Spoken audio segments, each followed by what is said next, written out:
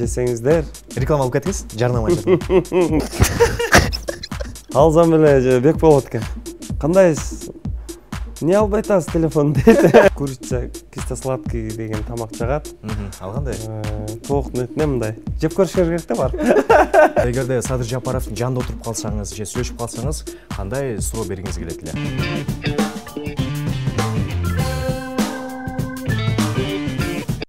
Барыңыздарга керемет кеч кайбыз. Түз эфирде New TV Show программасы. Арсен Султанов жана бул кечте бир аз да болсо маанайыңыздарды көтөрүүгө даярбыз. Эшикте аба ырайы суук болсо дагы бүгүнкү биздин эфир өзгөчө болмокчу. Ошондуктан азыр экранга жакына келиңиздер, ысык чай даярдаңыздар жана биз программабызды түз эфирде баштадык. Бүгүнкү New TV Show программасына өзгөчө бир мейманды чакырдык. Ушуна бир ызгардуу суукка карабай бүгүнкү биздин эфирдин бир аз жылуу атмосфераны түзүп берген меймандарыбыздын бири бар. Бизнесмен, ырчы жана актер, бардык таланттын ээси бизде конокто Нурлан Насипов экенбиз конокто. Ассалам алейкум. Алейкум салам. Кандайсыз? Жакшысызбы? Жакшылыктарыңыз. Кандайсыздар, жакшысыздарбы? Бул жакта. Бул жакта, салам. Көргөнүбүзгө кубанычтабыз. Кубанычтабыз мен дагы. Арсен, сени көргөнүмө кубанычтабыз. Биз дагы. Канчалык деңгээлде мени көргөндө кубанычыңыз көтөрүлдү? Сен сүйлөгөндөрүн көрүп, маанайы көтөрүлдү. Жакшы. Процентин билбейм бирок. Мен Нурлан байке, азыркы учурда сиз менен сүйлөшө турган жаңылыктар да көп окшойт. Бирок баса бир нерсе айтып кетиш керек. Ушул негизи New TV Show программасы жаңы чыкканда, эң биринчи чыкканда биздин эң биринчи коногубуз болуп Нурлан байке келип берген. Ошол кезде балким эфир ал кезде мынчалык деңгээлде белгилүү эмес, элдер да көрбөсө да, бирок колдоп келип берген инсандардын бири мынакей эфирди ачып жана бүгүнкү эфирде дагы конок болуп келишет. Ошол учурда Дубайдан келген болушуңуз керек эле. Ошондо биринчи бул жакты ачып, анан студиянын ичин тааныштырып, ушундай жаңы эме кылып атабыз, ушундай шоу тармагында да жаңы эфир кылабыз, конок болуп бер деп келип ошолоруна алгачкылардан болуп кезип кеткем. Кубанычтамын. Андан кийин укмуш чоң передачага айланып, популярдуулугу өсүп, New TV каналым. Ошол кубанычтамын абдан. Бүгүн мынакей ошондуктан биз шефти сыйлап, төргө отуруп, менен отурсун деп. Дагы бир рет айта кетели, байланышка чыксаңыздар болот, балким суроо берем, же калуу тилек айтам, же ырдап берем десеңиздер, белектерибиз дагы бар. Чалыңыздар 56-72 сандарын тересиңер. Ал эми кодду билет болушуңуздар керек, 0312 жана Кыргызстандын бардык аймактарынан чалып, калуу тилек айтсаңыздар болот. Чалыңыздар, учурда менеджерлер алууга даяр трубкаларды, ошондуктан күтөбүз сиздерди. Биринчи эле суроо, акыркы жаңылыктардан бул ушул Бекболот менен жолукканыңыз тууралуу. Ким балким ушул сунушту айтты, жолугалы Бекболот мынакей сизди аябай жакшы көрөт экен деп. Биринчи видеосун кайсы жактан көрүп калдыңыз сиз? Биринчи видеосун мен үйдө баарыбыз деле азыр жатарда бир сыйра телефонду чукулап жатабыз го. Анан кийин ушу жаңылыктарды көрүп атсам, мен өкүл балам ушу Самат неме ыргытып калдыма ссылкасын. Ушундай көрсөңүз аябай кызыктуу бир эме экен депчи. Анан эми ал жерде биз жөнүндө айтылган деле эме эмес экен деп көргөм. Анан ал баланын мындай интервьюсун кичине көрүп баштаганда эле аябай мындай кызыктуу сүйлөгөнү, өзгөчө мындай акыл эзи мындай данектей болот экен да. Анан жаап калып ошо анан именно бизге айтыптыр, эми баягы Инстаграмдан бизге көп жазышат да, окуп албай калабыз дегендей. Анан кийин ушул жигиттин эмесин мен Инстаграмга ссылкасын алып бөлүштүм. Өзүмдүн эме эмес. Бөлсөм көп жолугуп коюшуң керек экен деген немелер көп экен да арасында. Анан эртең менен турсам эле ал баланын уже отметке кылганбыз да, баардыгыбыз көп уже подписчиктери көп, Инстаграм таап отметке кылганбыз. Өзүп кетиптир. Уктап турсам телефон чалды бир балачы. Алсам эле Бекболот экен. Кандайсыз? Не албай атасыз телефон дейт. Сиз таң атпай, таң атпай. Уктап калыптырмын десем, ким бул десем, мен Бекболот. Каяктан алдың телефон десем, Нурмат байкеден алдым дейт. Анан телефондор чалыптыр. Анан мен айткам, Бишкекке келсең, мага сөз жолук, мен сага жакшы белек берейин деди. Анан кийин ошонто азиреттер бияка келип калышты Бишкекке. Анан кийин чоң автоун алып бердиз. Анан өзүм кийим алып берип коеюн дегем да, бир жакшы магазинге кирип өзүнүн астына бир жакшы кийим алып берип коеюн деп барсам, ал жерге уже Бекболотко алып бергендер, белек бергендер уже толуп кетиптир. Анан кийин анан өзүм айтып калды. Калаган белең айт, анда мен алып берейин десем, мага бир кызым Дарияга алып берген элем, мындай бир 5 жат өз машинага окшоштуруп, машина алып берген элем. Ошондой машина алып бериңизчи мага деди. Макул алып берейин, биякта барып экен, магазинде карасак, ага чейин өзү көрүп койгон экен бир машинаны. Ага чейин даярдаба? Анан жүрүңүз деп мага келип көрсөттү. Анан өзүнө аябай жакты. Ошол машинаны белек кылдык. Эми Нурлан байке, негизи былтыркы жылы сиз менен жолукканда, ошол кол күрөшүп мен утулуп калган болчумун. Ошодон аябай депрессияга батып, азыр бир жылдан бери качкага барып атабыз. Барып атасыңбы? Азыр кол күрөшүшсөк кандай? Негизи тамаша. Аз жөн эле мындай көрөлү, ким кандай кол күрөшөт. Так, ушул жерге? Ушул жерден эле. Сонун өзүңүзгө ылайыктуу жылдырып алыңыз, сизге кандай ылайыктуу? Кандай болуп, ушундай алды. Жылдырып алалы. Бисмилла. Качан акыркы жолу качкага бардыңыз эле? Качкага бара элем, 2 жыл болуп калды. Азыр бүгүн. Сиз негизи качалка барып баштагансыз? Мурун ошентип барып кичине терминатор болуп анан ал кезде менимче баарын эсиңде болсо керек, ошол кезде майка кийип, качок Нурлан байке да. Эмесе, азыр биз дал ушул 1 жылдык тажрыйбамды көрөйүн деп атам. Балким канчалык деңгээлде күчтүү болуп калдым. Бул жакта Нурлан байке. Залга баратсың да? Аз-аздан да. Бул жакта Нурлан байкенин тажрыйбасы меникинен көп. Андай эмесе. Жок. Канча килограммсыз? 62. 62, а? Сенчи? Мен 60. Экөөбүз бирдей эле экенбиз. 62. Анда эмесе. 1, 2, 3. Чото мен тойбой калымчы да. 1, 2, 3. Чото мен качкага бекерлеп барып турмун да. Деп коеюн ба. Нурлан байке өзүнүн статусун ага да бере элек экен. Мыкты. Тамаша бул эми конокту сыйлап койду окшойт. Жок, күчтүү экен чындыгында. Эме Нурлан байке, тамашасы менен тамаша иретин эметтик. Кийинки суроо менде эме пайда болду. Азыркы учурда мындай бир саясатка бардык эле ушул кыргыз элинин калкы мисалы бардык эле батып калса керек, саясатчы болуп кетти, бардык эле саясат тууралуу суроо бергиз келет. Менин суроом, мисалы эгерде Садыр Жапаровдун жанында отуруп калсаңыз же сүйлөшүп калсаңыз, кандай суроо бергиңиз келет эле? Кайсыл темада балким? Кайсыл суроо биринчи болот дейсиз? Эң негизгиси баягы бардыгыбыз, мен негизи өзү ушу көп интернет жагында да саясатты көп талкуулагандан да алысмын, анткени мындай саясат оюндары жаман экенин билем. Ошентсе дагы бирок Кыргызстандын келечеги үчүн мен дагы бир күйгөн жарандардын биримин. Эми Садыр Жапаровду эл өз колу менен монтип алып келип коюшту да. Ошондуктан менин калоо тилегим ушу элдин үмүтүн актап, элге берген убадаларын аткарса эле баарды жакшы болот деп ойлойм да. Эми баягы бардык адам бийикке чыккандан кийин сразу жанында адамдар пайда болот дегендей. Ошолордун сөзүн угуп кетпей, элдин сөзүн угуп, элдин жүрөгүндөгү нерселер жасап берсе деп эле ошону каалайт элем. Мисалы, жаныңызда турат, барлашып атасыздар. Биринчи сурооңуз эмне болот эле? Балким айтып атат, Нурлан, кандай сурооң бар мисалы? Балким саясат тармагынан негизи эле кандай суроо бергиңиз келет эле? Сүйлөшө келгенде. Бул жагына даярданып көрүп турмун, бирок Садыр Жапаровдун жанында болуп калсам жанагы сөздөрдү айтмакмын. Азыр акыркы учурларда ушундай талкуулап атпайбы? Ар кандай эме болуп атат депчи. Жанында сиз мына ушундай келдиңиз, Кудайым буйруса мына берген убадаларды аткарышыңыз керек деп айтмакмын. Анан эми баягы өзү чыгармачылык жаатында болгондуктан, маданият жаатында бир өзүмдүн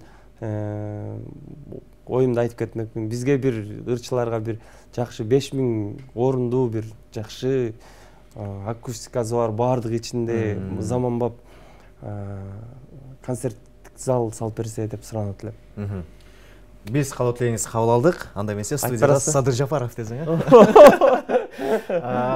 Эми, кийинки суроом ушул сиздин жеке жашооңузга байланыштуу. Негизи 2020 балким сиз үчүн аябай кыйын жылдардын бири болду. Бир четинен Кыргыз элине пандемия болуп атса, үйүңүздөрдө бир аз кырсык болду. Эми ушул жылдар бою мисалы ушундай бир кырсыкка кабыл алганда көп эле кыйынчылыктар болгондо өзүңүзгө кандай бир тажрыйба ала алдыңыз? Кандай ойго келдиңиз ошодон кийин? Кандай эле ойлор пайда болду? Эми бул туура суроо болду. Бул нерседен адам өзүнө чыгынтык чыгарыш керек. Бул нерсе жашоодо акча бир нерсе менен баягы күнүмдүк жашоодо эле жүрө берген нерседен да биринчи эң негизгиси ден соолук турат. Көңүл турат.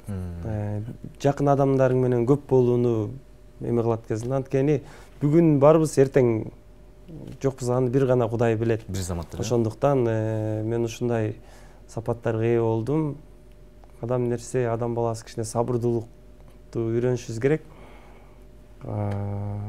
Сабырдуу болуп, жанагындай өзүңдүн ден соолугуңа кам көргөндү, жакын адамдардын көңүлүн алганды үйрөнүшүбүз керек экен. Анан бардык нерсе боло берет деп ойлойм. Мисалы үчүн эми ошончо акча деле жыйып, жыйнап топтогон бай миллионерлер деле кетип атат, калып кетип атат да. Ошондуктан бул жашоодо тапкан нерселерибизди ушу элге керектүү, пайдасын тие турган нерселерди жасап кетишибиз керек экен да. Мыкты. Эми сиздин рестораныңыздагы эң даамдуу тамак, ушул үчүн келсе болот, келип ушуну жесеңер эч бир капа албайсыңар, ушуну жеп анан кийин бизге келгиле дегендер. Кайсыл тамагыңыз бар? Бизде бардык тамактар даамдуу. Ишенип койгон десең. Мен барып келгем, сон тамактар бар шындыгында. Бардың беле? Барганбыз. Анан бизде европейский кухня, астында үстү восточный кухня. Ар адамдын табиити ар башка болот да. Кээ бирлер ушундай восточный кухняны жакшы көрөт, кээ бирлер европейский кухняны жакшы көрөт. Жакында бизде турецкий кухня да кошулат. Ошондуктан бизде восточный кухня аз мен поварларым көрсө капа болуп калышпасын, бардыгы күчтүү. Бирок сизге айткандай шеф-повар өз кол менен келип ошол жерден сыр жасап берет, соң кылып. Аны жесеңиздер. Реклама алып кетиңиз, жарнама. Эми, Нурлан аке, кийинки суроо ушул сизге эле жеке суроо болсун, ушул өзүңүздүн оюңуз боюнча балким. Негизи көз тийүү деген нерсеге кандай карайсыз? Негизи бул нерсе барбы? Мисалы сахнага чыкканда элдин назар тийип калбасын деп айткандар да болот, мисалы. Ошол нерсеге кандай карайсыз балким? Көз тийүү бул багы биздин таксыларыбыз, молдо акелерибизден да сурап көрдүк. Бул көз тийүү илгертеден бар нерсе экен. Кээ бир адам, мисалы үчүн, элдик адам болуш ошончун кыйын да.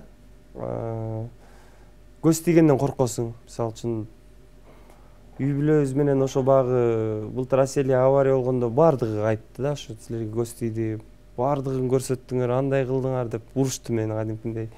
Анан кийин ошодон кийин эмелерди тарттык да, алыстаттык. Ошо көз тийүүдөн үй бүлөбүзгө бирдеке болуп калбасын деп, кызыбызга бир нерсе болбосун деп, кызыбыздын инстаграмда сүрөттөрүн өчүрдүк.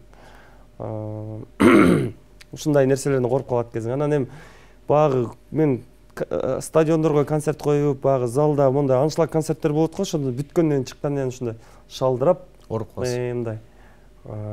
Эчтеке аппетит жоголуп, ушундай отуруп калчумун да. Эл багы элге энергияңды чачасың да. Анан кийин элден кандай энергия аласың? Эл аягында кол чаап, сак болгон сүйүүсүн билдирип, баардыгы туруп кол чапканда ошо энергияны чогултуп аласың, жүрөгүңө бул творческий подход менен кабыл аласың да. Анан кийин концерт бүткөндөн кийин ушундай болом да мен. Чарчап калам. Уктайм, шалдырап. Меники мисалы тойлордо кедем болуп калат. Тойго чыгасың, той аябай жакшы өткөндө элдин баары жакшы кабыл эткен айтканда үйгө келгенден эмнегедир алсырап, уктап калам же чарчап кыйналып калам. Эртең менен эч нерсе күчүм жетпей калат да эмнегедир. Мындай бир элдер ойлойт, тамада ырчылар эле жумушу жыргал дегендер бар да. Ырда эле кетип калат дегендер. Негизи ырчы болуу мисалы ушунча азыраак сулуу болуш керек да. Балким элдин суроосу болуш керек, бул нерсени балким бербей койсок да туура эмес. Элдер кызыгып жатат да. Асель Кадырбекова качан өзүн көрсөтүп, мисалы качан эфирлерге чыгат же балким чыгармачылыгына качан киришет дегендер. Балким аз-аздан ушул нерсеге даярдануу болуп жатабы дегендей.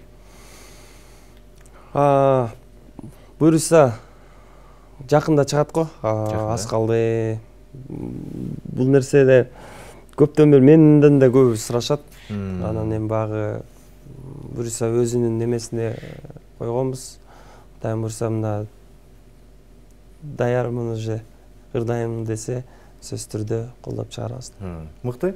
Эми, урматтуу телекөрүүчүлөр, маанайыбызды көтөрүп, жакшы бир маанайда программабызды улантып, барыңыздарга да бир кереметке чыкабыз. Эгерде жаңыдан тамактанып отурган телекөрүүчүлөр болсо, тамагыңыздар таттуу болсун. Сизге жаккан кайсы тамак бар? Кайсы тамакты мындай бир ушундай бир аппетит менен жейсиз, ар дайым? Балким тойго барып келсеңиз деле бирок ошол тамакты жемейинче уктабайм дегендер барго? Мен мурун кичинемден бери ушундай мантыны жакшы көрчүмүн. Үйдө домашний жазылган мантылар болот. Апаңыз жазып берген? Апам жасаганды.